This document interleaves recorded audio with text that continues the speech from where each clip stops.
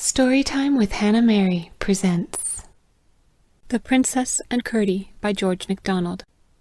Chapter 34. Judgment. The king and his army returned, bringing with them one prisoner only, the Lord Chancellor. Curdie had dragged him from under a fallen tent, not by the hand of a man, but by the foot of a mule. When they entered the city, it was still as the grave. The citizens had fled home.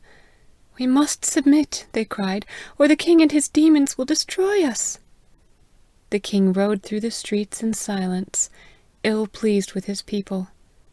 But he stopped his horse in the midst of the marketplace, and called, in a voice loud and clear as the cry of a silver trumpet, "Go and find your own. Bury your dead, and bring home your wounded." Then he turned him gloomily to the palace. Just as they reached the gates, Peter, who as they went had been telling his tale to Curdie, ended it with the words, "And so there I was, in the nick of time to save the two princesses." "The two princesses, father? The one on the great red horse was the housemaid," said Curdie, and ran to open the gates for the king. They found Durba returned before them, and already busy preparing them food. The king put up his charger with his own hands, rubbed him down, and fed him. When they had washed and eaten and drunk, he called the colonel, and told Curdie and the page to bring out the traders and the beasts, and attend him to the marketplace. By this time the people were crowding back into the city, bearing their dead and wounded, and there was lamentation in Gwynstorm, for no one could comfort himself, and no one had any to comfort him. The nation was victorious, but the people were conquered. The king stood in the center of the marketplace, upon the steps of the ancient cross.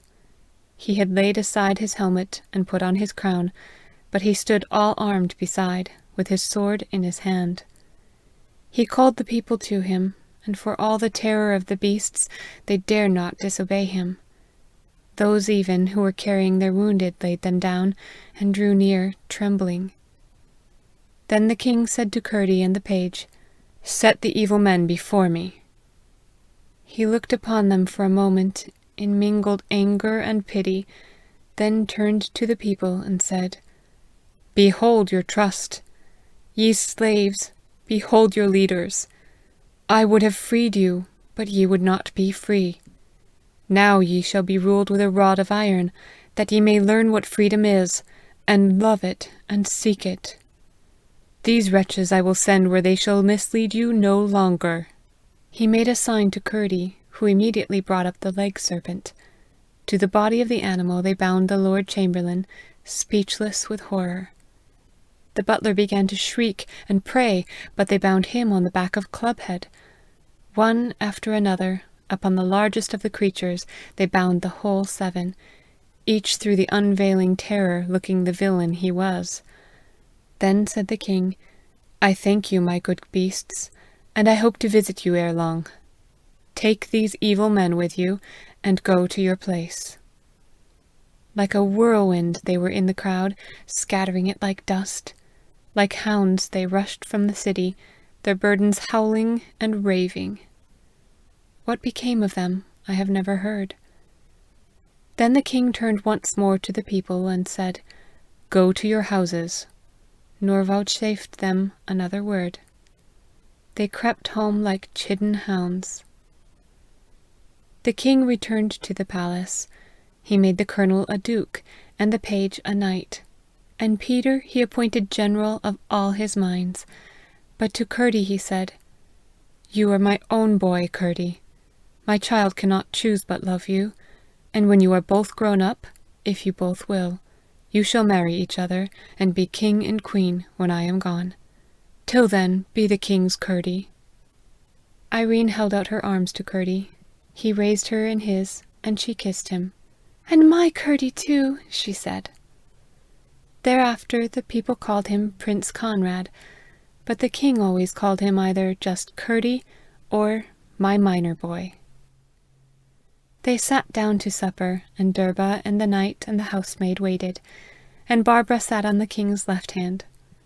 The housemaid poured out the wine, and as she poured out for Curdie red wine that foamed in the cup, as if glad to see the light whence it had been banished so long, she looked him in the eyes. And Curdie started, and sprang from his seat, and dropped on his knees, and burst into tears. And the maid said with a smile, such as none but one could smile, "Did I not tell you, Curdie, that it might be you would not know me when next you saw me?" Then she went from the room, and in a moment returned in royal purple, with a crown of diamonds and rubies, from under which her hair went flowing to the floor, all about her ruby-slippered feet. Her face was radiant with joy, the joy overshadowed by a faint mist as of unfulfillment. The king rose and kneeled on one knee before her. All kneeled in like homage. Then the king would have yielded her his royal chair, but she made them all sit down, and with her own hands placed at the table seats for Durba and the page. Then in ruby crown and royal purple she served them all. End of chapter 34. Find more stories on Instagram at storytime.with.HannahMary.